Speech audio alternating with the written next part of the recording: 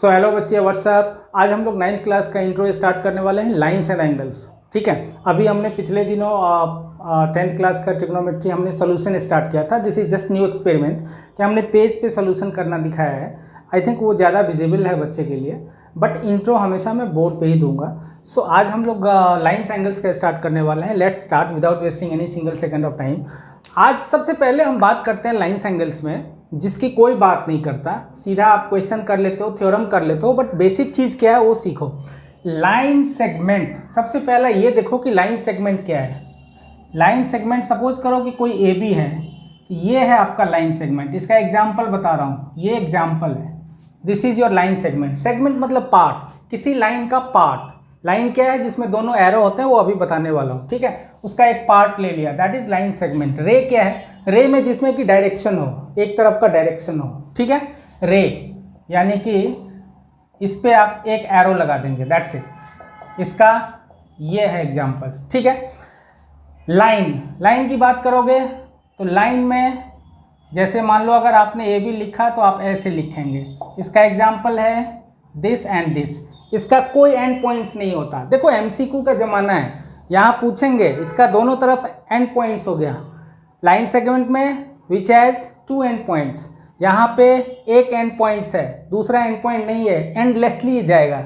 यहाँ पे कोई एंड पॉइंट्स नहीं है, कोई भी नहीं, सिंगल भी नहीं। इधर भी एरो है, इधर भी एरो, मतलब ये भी इनफाइनाइट जाएगा, ये भी इनफाइनाइट जाएगा। ठीक है, तो ये ध्यान रखना है। अब आते हैं कोलिनियर और नॉन कोलिनियर पे। कोलिनियर और नॉन कोलिनियर क्या होता है? अगर 3 point, 4 point, 5 point, what ever, कोई भी 3 पॉइंट अगर वो एक ही लाइन में है, अगर वो एक ही लाइन में है तो ये कोलिनियर है। ये क्या है? कोलिनियर। और अगर ये 3 पॉइंट एक लाइन में नहीं है, एक लाइन इधर जा रहा है, एक लाइन इधर जा रहा है, तो ये नॉन कोलिनियर पॉइंट है। ये क्या है? नॉन कोलिनियर पॉइंट है। डन। अब इसका डेप्थ में हम बाद में पढ़ेंगे कि कोई अगर लाइन कोलिनियर होता है, इसका मतलब वो स्ट्रेट लाइन में एग्जिस्ट करता है, इसका मतलब वो लीनियर पेयर एग्जिस्ट करेगा, वो हम बाद की बात करते हैं। अभी हम बेसिक डेफिनेशन और मीनिंग की बात कर रहे हैं कि कोलिनियर का मतलब कि जो एक लाइन में लाई करता हो। This is maths academy by Shankar sir. I hope कि आप लोग इंजॉय कर रहे हैं मैथ्स। मैं आपको इतना ही बताना चाह रहा हूँ कि प्लीज़ अगर आपने अभी तक मेरा चैनल सब्सक्राइब नहीं किया है तो सब्सक्राइब कर लीजिए। एंड साथ में टेस्ट और असाइनमेंट के लिए बताना है कि टेस्ट के लिए आप हमारा या असाइनमेंट के लिए mathsacademia.com विज़िट करिए। वहाँ से आपको लिंक मिल जाएगा टेस्ट का, जो कि आपको लिंक प्ले स्टोर पे ले जाएगा या ऐप स्टोर पे, जिसके पास जैसा भी है, एंड्रॉयड हो या आईफोन हो, और उसके अकॉर्डिंगली आप वो ऐप डाउनलोड कर लोगे टेस्ट के लिए, जहाँ से आपको फ्री में टेस्ट मिल जाएंगे। प्लस असाइनमेंट आप डायरेक्टली हमारे साइट से, ब्लॉग साइट से आप डाउनलोड कर सकते हो। Thank you very much. ठीक है, दैट्स इट। अब आते हैं टाइप्स ऑफ एंगल्स। ठीक है, ये क्या है? Types of angles. कितने तरह के एंगल होते हैं ये ध्यान रखिए। सबसे पहले मैं एक्यूट की बात करता हूँ। एक्यूट मतलब जो 90 डिग्री से लेस हो। ठीक है, लेस देन 90 डिग्री। ठीक है, इसको लिख देता हूँ मैं, समझ जाओगे आप लोग। Less than 90 degree. Done. Obtuse, obtuse का मतलब जो 90 से बड़ा है। 90 से बड़ा है मतलब ग्रेटर देन 90, वो आप समझ जाना। इसका एग्जाम्पल भी मैं देख के दिखा देता हूँ। एक्यूट लेस देन 90 है, मतलब कोई अगर एंगल है ऐसा, तो ये जो है आपका एक्यूट है। आप सोचोगे कि मैं बिना देखे कैसे बता दिया, तो जस्ट एक अंदाज़ा लगाओ कि 90 तो हमेशा ऐसे होता है, ऐसे सीधा सीधा एकदम राइट परपेंडिकुलर। ठीक है, ये 90 होता है, तो अब इससे छोटा एंगल है ये, that's why it is acute angle है। अब ऑब्ट्यूस की बात करते हैं, जो 90 से बड़ा है। तो अगर आपको पता है कि ये 90 है, तो कोई ऐसा एंगल ले लो जो कि 90 से बड़ा हो। ये एंगल आपका 90 से बड़ा है। सपोज कर लो मैं यहाँ नाम डाल दूँ AOB, तो AOB यहाँ लेस देन 90 है, यहाँ पे AOB, यहाँ पे AOB ऑब्ट्यूस हो गया, ये एक्यूट हो गया, ये ऑब्ट्यूस हो गया। डन। अब आते हैं स्ट्रेट लाइन पे। स्ट्रेट एंगल, ये एक्यूट ऑब्ट्यूस हो गया। स्ट्रेट एंगल का मतलब ये कोई लाइन है।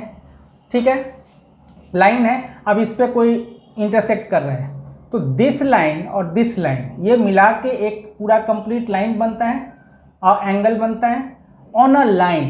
दैट्स वाई इसको क्यों बोलते हैं स्ट्रेट लाइन? क्योंकि ये पूरा का पूरा एंगल एक लाइन पे एग्जिस्ट करता है, पूरे के पूरे एक स्ट्रेट लाइन पे एग्जिस्ट करता है ये। दैट्स वाई ये एंगल को हम बोलते हैं स्ट्रेट लाइन। अच्छा, इसका सम हमेशा कितना होता है 180।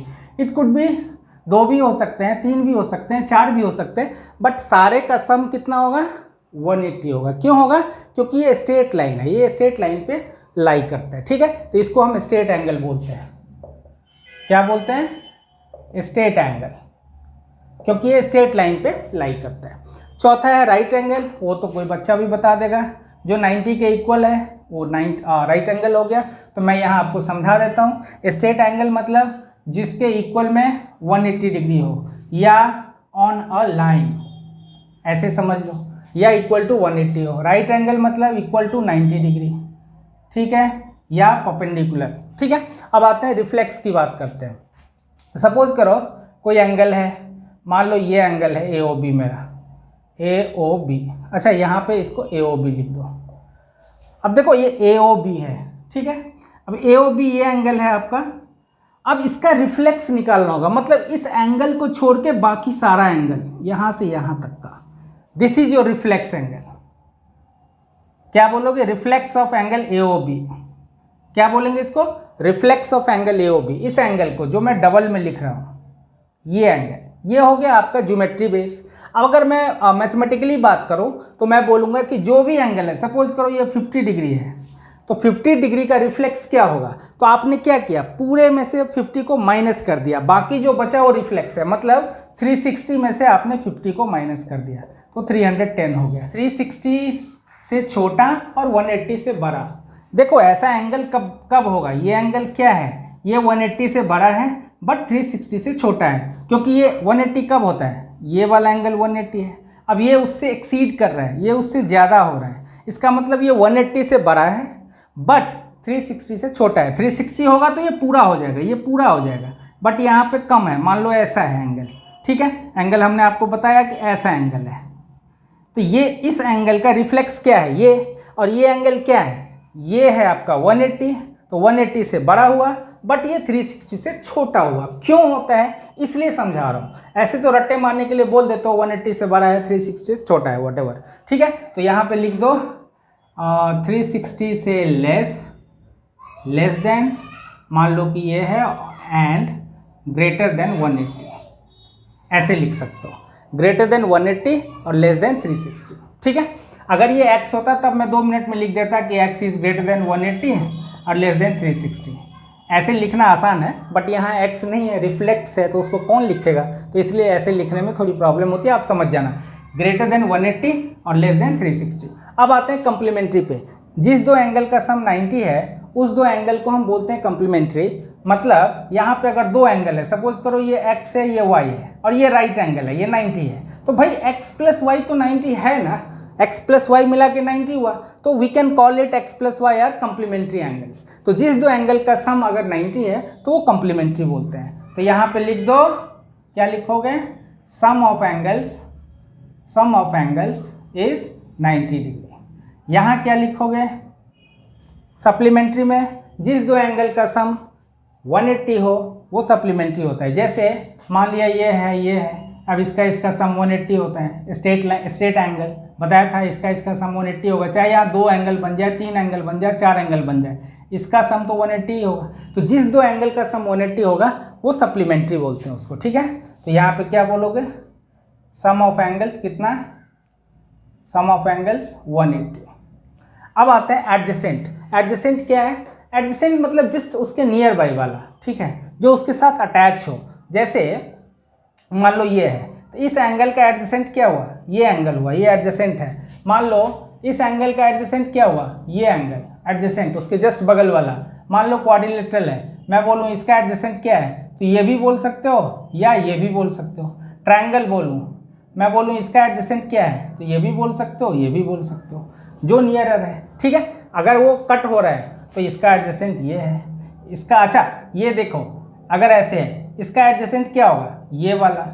अगर मैं बोलूँ इसका एडजेसेंट क्या है, तो ये भी हो सकता है, ये भी हो सकता है। सो एडजेसेंट इज जस्ट अपना पड़ोसी, जिसको नेबर बोलते हैं। ठीक है, वही है एडजेसेंट। तो ये आपका बेसिक डेफिनेशन क्लियर हुआ। जो लाइन्स एंगल से स्टार्ट करने से पहले ये सब जानना जरूरी है। ये आधे बच्चे को पता ही नहीं होता है, स्टार्ट कर देते हैं सीधा vertically opposite angle equal, linear pair equal, etcetera etcetera. तो वो अभी मैं स्टार्ट करने वाला हूँ। ठीक है। अब स्टार्ट करने वाले सबसे पहले कि लीनियर पेयर की बात करते हैं। लीनियर पेयर क्या है वो आपको अभी मैं बता चुका हूँ, एक बार और दिखा देता हूँ कि अगर ये लाइन है, इसको ये कट कर रही है, इंटरसेक्ट कर रही है, इस लाइन को बोलते हैं ट्रांसवर्सल। जब भी आप, या इंटरसेक्टिंग लाइंस, जब भी एक लाइन दूसरे को इंटरसेक्ट करती है तो इंटरसेक्टिंग लाइंस होता है या ट्रांसवर्सल होता है। तो अगर मैं इसको ए बी बोलूँ, ये ओ है, ये एम ले लेता हूँ, तो this angle plus this angle 180 होता है। These are straight angles. तो हमने बताया था कि ये पूरा का पूरा स्ट्रेट एंगल है। अब अगर इसका और इसका सम कोई पूछेगा तो आप ऑब्वियसली बोलोगे कि 180 है। This and this are called linear pair. Pair इसलिए बोलते हैं क्योंकि दो का सम है और इन दोनों को मिला के लाइन होना जरूरी है, तभी आप इसको लीनियर पेयर बोलोगे। अगर वो लाइन नहीं एग्जिस्ट कर रहा तो आप लीनियर पेयर नहीं बोलोगे। सपोज करो ये है, ऐसा है, तो मान लिया ये एंगल और ये एंगल है, इन दोनों एंगल को हम एडजेसेंट एंगल तो बोल सकते हैं, बट वो लीनियर पेयर नहीं है। क्यों नहीं है लीनियर पेयर? इसके नाम से ही मीनिंग पता चलता है। लीनियर मतलब उसमें लाइन है, लीनियर लाइन, ठीक है। तो लाइन नहीं बन रहा, उन दोनों एंगल को मिला के अगर एक स्ट्रेट लाइन नहीं बन रहा तो इसका मतलब वो लीनियर पेयर नहीं हो सकता। ऐसे टू एंगल्स हो सकते हैं, उसको आप पेयर बोल सकते हो, बट लीनियर पेयर नहीं बोल सकते। लीनियर पेयर तभी होगा जब उस दो एंगल को मिला के एक लाइन बनता हो। जैसे ये एंगल है, ये एंगल है, भाई ये एडजेसेंट एंगल तो है, बट इन दोनों एंगल को मिला के एक लाइन नहीं बन रहा। तुम बोलोगे सर ये दोनों तो एक लाइन में ही है, ये एक लाइन में ही है, बट ये एक अलग एंगल है, ये एक अलग एंगल है। अगर इन दोनों को मिला के एक लाइन होता तो वो लीनियर पेयर होता। जैसे इस एंगल को और इस एंगल को अगर मैं मिला दूं, इसको और इसको मैं मिला दूं, तो देखो यहाँ एक लाइन बन गया, एक लाइन पे एग्जिस्ट कर रहा है। That's why we call it linear pair, ठीक है।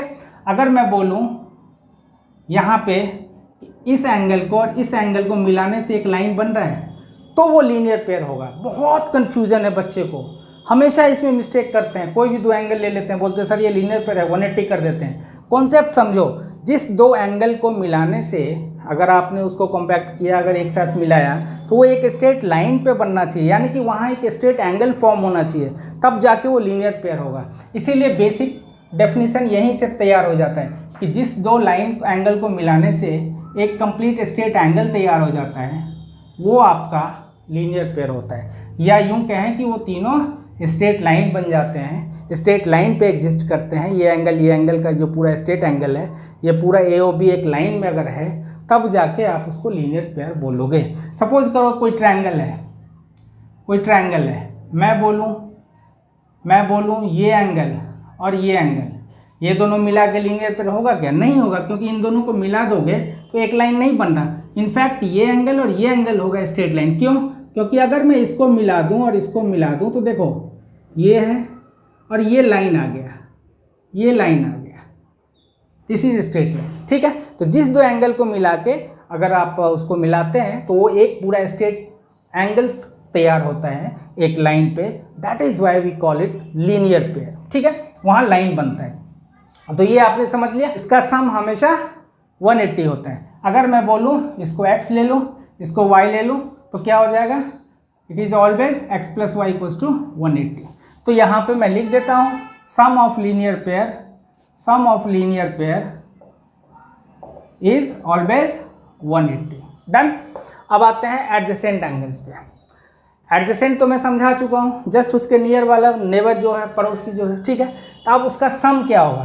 तो देखो इसमें ये बोल रहा है कि सम ऑफ एडजेसेंट एंगल्स, एक आपको एग्जाम बताता हूँ जो NCERT में है, कि जब भी सम ऑफ एडजेसेंट एंगल्स 180 हो जाएगा तो सपोज करो वहाँ एक स्ट्रेट लाइन फॉर्म होगा।